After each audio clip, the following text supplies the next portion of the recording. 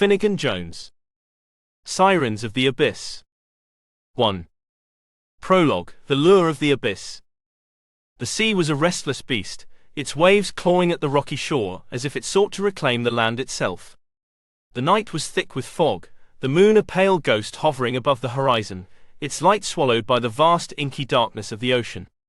The air was heavy with the scent of salt and seaweed, and a cold wind whispered through the narrow streets of the small coastal town, carrying with it an ancient, haunting melody.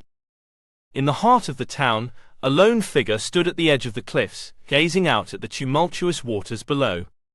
The old man, his face weathered by time and the harsh sea air, clutched a worn woolen cloak tightly around his frail shoulders. His eyes, though dimmed by age, were fixed on the ocean with a mix of fear and reverence.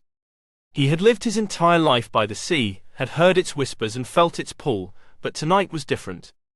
Tonight the sea was alive with something more than the usual ebb and flow. Tonight the sirens sang. He had heard the stories, passed down through generations, of beautiful, otherworldly creatures who dwelled in the depths of the abyss. They were said to possess voices so enchanting that no man could resist their call.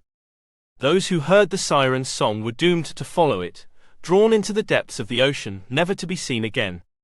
Many had dismissed these tales as nothing more than superstition, the fanciful imaginings of sailors and fishermen, but the old man knew better. He had seen too much in his long life, had witnessed the sea's hunger firsthand. It was a hunger that had claimed many of the town's men over the years, strong, capable men who had ventured out to sea, never to return. Their disappearances were always shrouded in mystery, but the townspeople knew the truth, even if they dared not speak it aloud. The sirens were real, and their song was a death sentence for any who heard it. The old man's thoughts were interrupted by a sudden, chilling breeze that sent shivers down his spine. The melody grew louder, more insistent, weaving its way through the fog and filling the night with an eerie, hypnotic rhythm. He could feel its pull, deep in his bones, a primal urge to step closer to the edge, to surrender himself to the sea's dark embrace. But he resisted, digging his heels into the earth, his hands gripping the rough stone of the cliffside. He had learned long ago how to block out the siren's song, how to focus on the solid ground beneath his feet, rather than the seductive call of the deep.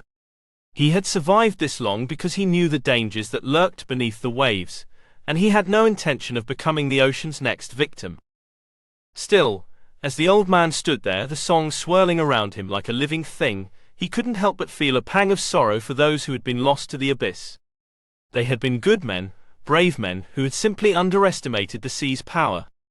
And now, as the fog thickened and the melody reached its crescendo, he knew that another soul would soon be claimed by the ocean's cruel mistress. The old man turned away from the cliffs, his heart heavy with the weight of the past.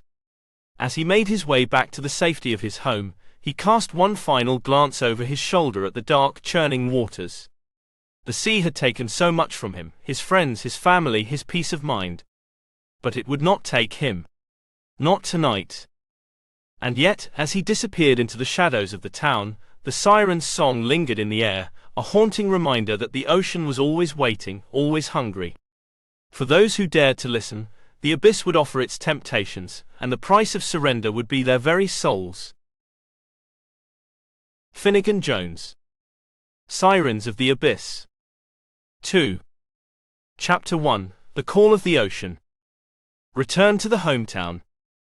The sun dipped low in the sky, casting a golden glow over the small coastal town, as Amelia Green drove down the narrow